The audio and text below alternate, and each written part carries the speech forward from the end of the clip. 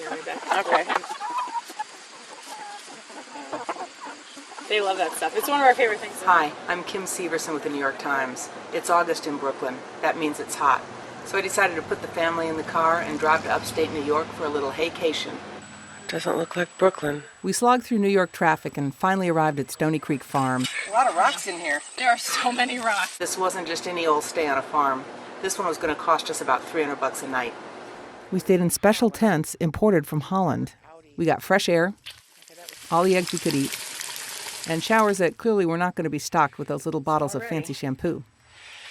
Okay. Flush toilet. Stony Creek is part of a new wave of farm stays that cater to city dwellers who want to get better connected to their food and get their hands dirty.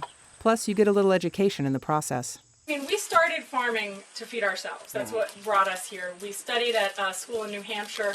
Our hosts were Dan and Kate, young people with 2 kids who were trying to spread the gospel about sustainable agriculture. Get over there. Come on. The last 100 years, 150 years, we've lost our knowledge. People don't know how to grow food anymore. We're all starting to live in the cities. This was like the breadbasket of the world. We were going to feed the world because of how fertile it was, and we've destroyed it. It's come apart. It's coming apart at the seams, and the thing that's going to sew it back together are going to be small farmers all across the United States. Every other day. Some of Kate and Dan's neighbors think it's crazy to pay a lot of money to live and work on a farm. And Rami. Would a cowboy come to a bank and be a bank teller for like $2,000 a week? I don't think so. But, there's a romance to it. People love the farming and the animals, and it's, you get your fingernails in the dirt, and you can't do...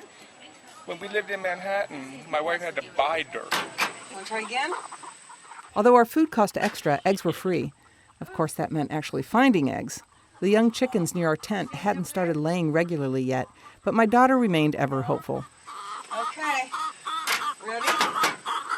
One thing we get to do is to go feed our waste to the chickens. There's eggs in there.